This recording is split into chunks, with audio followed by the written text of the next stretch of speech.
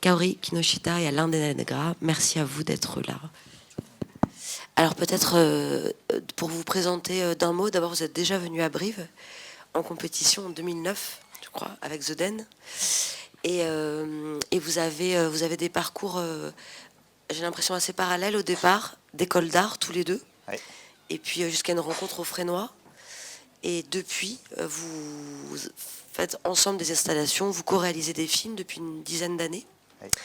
Et on a pu voir notamment Bonheur Academy sur les écrans il y a quelques temps. Et vous travaillez beaucoup de sujets, mais quelque chose qui revient régulièrement, la question des identités virtuelles, des mutations.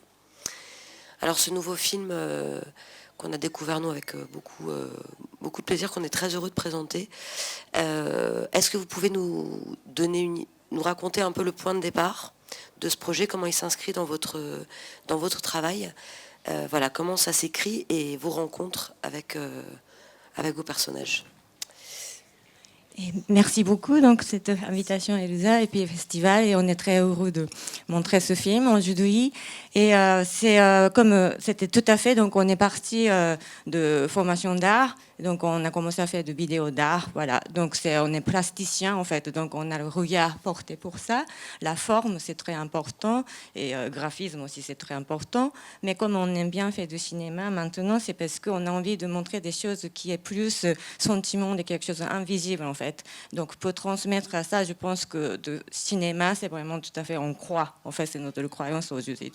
Mais donc le sujet qu'on cherche, c'est comme tu nous as présenté, donc d'abord on a commencé à travailler dans le monde virtuel, mais c'est pour aller chercher la communauté en fait, les gens qui se réunissent et de vivre avec une autre identité qui était le quotidien. Et c'est parce que ça nous a donné cette double, enfin, une vision des gens qui portent comme c'était soit le désir ou le rêve, le projet artistique aussi, c'est imagination en fait. Donc on avait envie de filmer le désir, ce qui est en tête. Donc c'est ça qu'on a commencé à travailler. Donc au début, virtuel, c'était aux États-Unis, on est parti. Et après, Bonheur Academy, tu nous as présenté. Donc c'était un peu le monde de la secte raélien qu'on est allé, parce que la croyance, ça nous a intéressé aussi.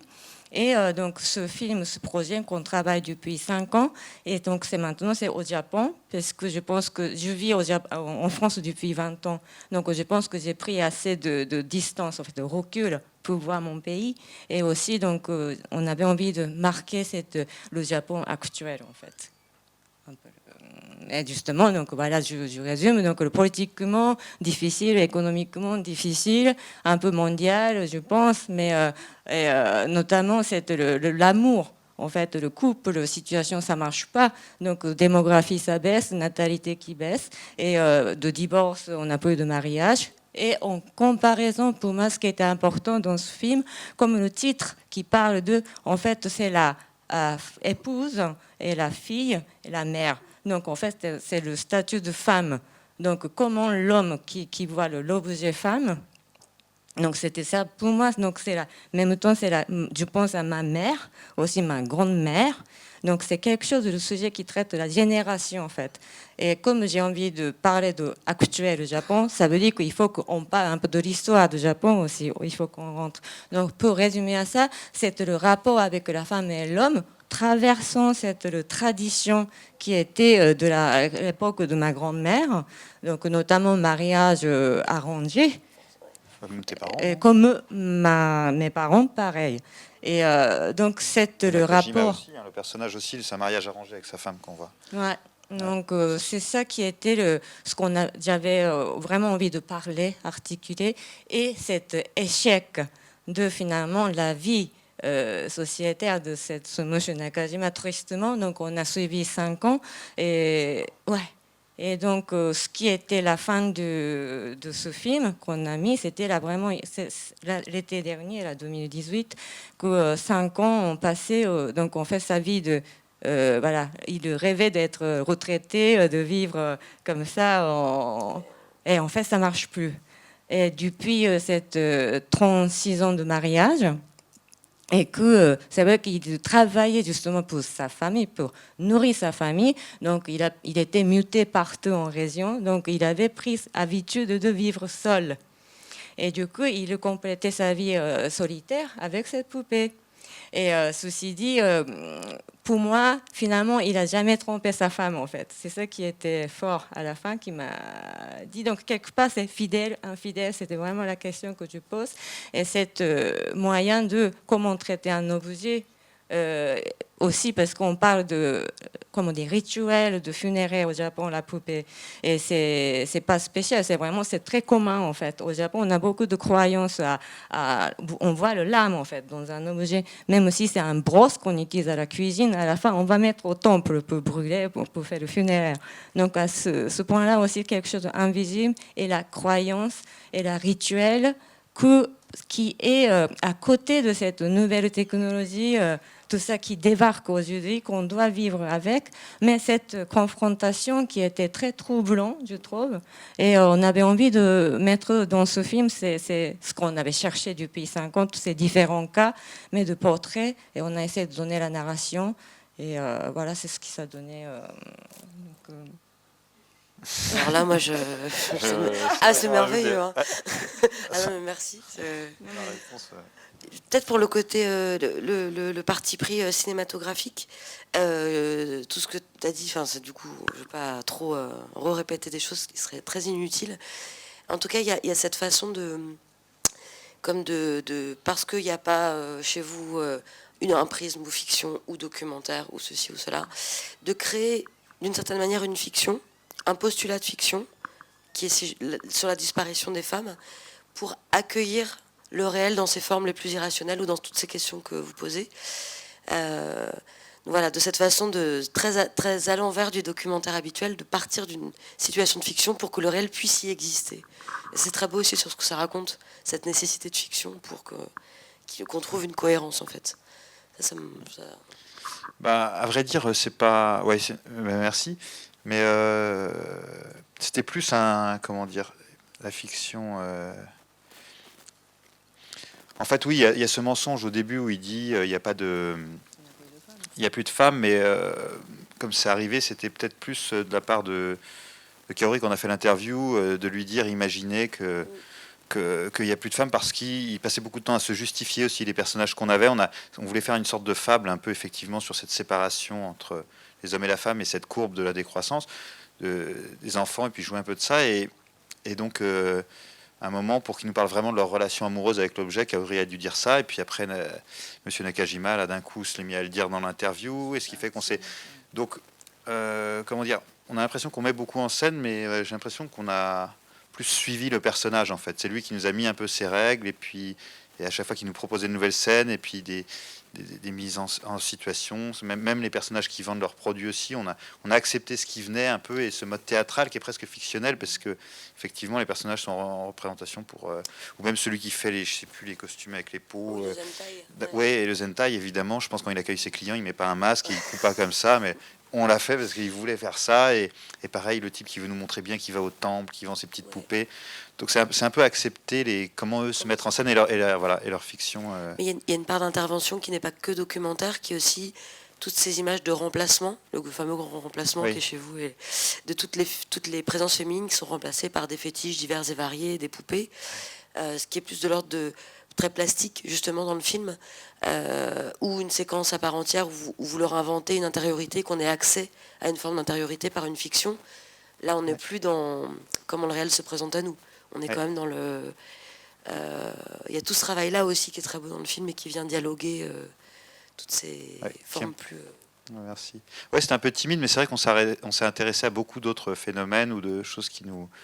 Alors, on n'en a pas eu beaucoup, mais par exemple, on voit une femme au-dessus d'un immeuble, etc. Ça, c'est toute une partie des films fétichistes. Moi, ce qui m'a vraiment fasciné, on en a pris beaucoup, mais où il y a beaucoup de films comme ça, on voit des femmes filmées un peu comme des oiseaux rares, avec beaucoup de... soit à leur insu, soit très mis en scène, comme ça, dans des décors, mais mais on n'en a pas mis beaucoup, oui, au final. On voit la personne qui mange aussi face à une télé, mais ça, c'est plus peut-être des vidéos de bien-être. Mais en tout cas, tout ça, pour nous, c'était des phénomènes qui montraient bien ce pont, quoi. Et les petits tamagotchi aussi de jeux, toutes ces choses-là avec les amoureuses, ouais. Mais ce qui était, ça nous a vraiment, comment dire, étourdi, c'est qu'en fait, on pense que d'abord, oui, c'est la partie intime de notre société, que c'est quelque chose qui est caché, ou très peu de gens qui pratiquent, ou je sais pas, inaccessible, on pensait. Mais dès qu'on trouve une personne aujourd'hui, donc avec Internet, tout ça, ça partait. Et donc, il y avait vraiment une couche underground qui existait, et même cette, comment dire, moralité éthique, je sais pas, et je ne suis pas moraliste, mais d'abord, quand même, c'est choquant de voir le labdo, de plusieurs exister. Donc, ouais. Et puis, je parle mes amis aux Japonais, aux garçons. Est-ce que c'est étonnant? Et puis, ah ouais, d'accord, ça existe. Ah, mais c'est pas si mal. Ah ouais, c'est intéressant, comme ça. Donc, c'était OK, en fait. Donc, c'est là aussi du travail avec Alain, mais filles et garçons. Donc, peut-être on porte pas la même chose pour certaines choses. Donc, c'était bien de dialoguer entre les deux, même le fétichisme, même l'histoire de séparation. Je pense que je peux pas traiter seulement une fille qui voit des choses. Donc j'aime bien, j'accepte bien son côté, il adore le fétichisme, tout ça, donc de mettre en... Ça balance. Ouais, donc c'était le sacré objet qu'on a. Et nous-mêmes, donc on est couple. On est en train de passer le moment crucial. Faut pas parler que de mariage forcé. Voilà, donc, Bonjour. Non mais ça rejoint ce qui vient d'être dit. Moi, ce qui m'a beaucoup intéressée en voyant le film, c'est que je me suis dit, finalement, qu'on soit dans un documentaire ou que tout ait été imaginé par vous, finalement, on pouvait se dire aussi bien que la situation du couple aujourd'hui, et peut-être particulièrement au Japon, vous avez amené à imaginer tout cet univers où finalement on remplace la femme humaine par un objet parce que c'est tellement plus commode, ou bien que vous étiez parti d'une réalité et que vous y aviez instillé de la fiction. Et donc la discussion qu'on vient d'avoir finalement m'éclaire, et en même temps je suis sidérée d'imaginer que finalement c'est en grande partie, c'est du documentaire ce que vous nous avez montré, y compris les jeux, les consoles, la possibilité de déjeuner en face de quelqu'un pour pas être seul. Enfin voilà, je suis juste faire part d'une sidération j'ai beaucoup aimé le film. Merci. merci beaucoup. Merci. Merci. Non, mais en fait, ce sont des dispositifs. On cherche à comment collaborer avec les personnes qu'on filme, quoi. Et puis là, c'est vrai que cette histoire de lui dire, imaginez qu'il y a, voilà, de leur dire ce que vous faites, en fait, c'est justifié. S'il n'y a plus de femmes, c'est tout à fait normal de vivre une histoire d'amour, d'essayer de. Et c'était un peu un dispositif pour débloquer la parole. Mais après, à partir du moment où on lui dit ça pour l'interview et que lui le répète dans le truc, on se trouve un peu coincé parce que après on se dit si on dit qu'il n'y a plus de femmes, on peut plus en filmer, donc on a fait en sorte de plus en filmer. Et donc c'est un peu ces jeux-là qui font qu'on se retrouve nous-mêmes coincés et qu'on essaye, ou peut-être que ça évite un point de vue un peu, je sais pas, supérieur ou moralisateur sur des situations, parce qu'on a ce doute et qu'eux sont ceux qui nous mènent en bateau un peu. On a arrangé un peu une fois, comme ça, juste le remplacer l'employé qui maquillait la poupée, mais en même temps, dans la réalité, c'était très masculin, en fait, finalement, le tournage. Et à la fin, quand on a fait comment dire, générique de la fin, de personnage, on commençait à écrire chaque fois l'homme machin, l'homme machin, l'homme machin. Donc j'étais quand même, ça m'a calmé en fait. À la fin, je me rends compte à la fin de, waouh, finalement c'est quelque chose que, de ma part, une fille, j'avais envie de parler de le monde patriarcat, et puis voilà. Il y a cette femme qui arrive quand même, parce qu'il y a ce moment où il y a cette discussion avec le fabricant, et il y a ce grand retour du réel. Enfin, c'est un peu. Du coup, vous l'avez entièrement conservé pour la fin, et ça crée un rythme aussi dans le film. Et en plus, vous la filmez de façon très particulière, cette espèce de panoramique comme ça, on dirait pour moi c'est Goldorak, c'est des trucs d'enfance, mais c'est vraiment waouh, une femme.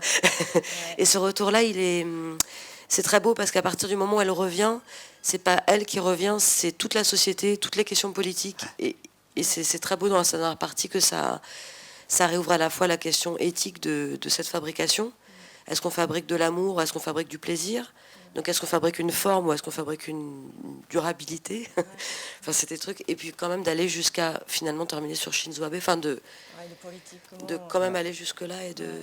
Ça, en fait, c'est ce qui s'est passé au tournage, c'est que sa femme, on l'a découvert que cet ouais, été, fin août, ouais. après 5 ans, et effectivement, on s'est dit qu'est-ce qu'on fait avec ça maintenant, et finalement, effectivement, ça ramène une complexité, je pense, qui est celle des questions qu'on peut se poser face à ça. Donc, on a décidé de la mettre, mais au bout d'un moment, on s'est dit, ouais.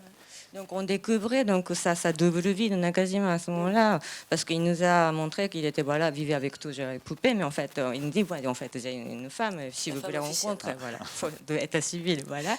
Et mais du coup on a compris le rapport qu'il avait avec sa femme, c'est que finalement il n'était pas comme d'habitude. Toujours, il prenait la parole, toujours monologuait. Il parlait beaucoup parce qu'il parle souvent avec sa poupée. Donc, il disait beaucoup de choses. Mais devant sa femme, en fait, il était récurrent comme ça. Il y a une image qu'il est assis devant le mur. En fait, c'était ça. Et il commençait un peu à parler des choses. Et à ce moment-là, notre tournage, ce n'était plus filmer quelque chose de formel, en fait. On quitte la plasticité, donc c'était le personnage qui est devant nous, bon, qu'est-ce qu'on filme? Et ce qu'on a trouvé finalement, ça rejoint, donc c'était le souvenir, le mémoire, en fait. Les deux qui commençaient à chercher le souvenir et ça ne marchait pas. En fait, c'était forcé. Chacun se rappelle des choses, mais différemment. Et ça nous a marqué, voilà, c'est ça, finalement, c'est le ton qui est finalement, je ne peux pas dire, mais c'est un peu niais, quoi, en fait. Ils ont passé le temps. Mais qu'est-ce qu'ils ont créé formellement?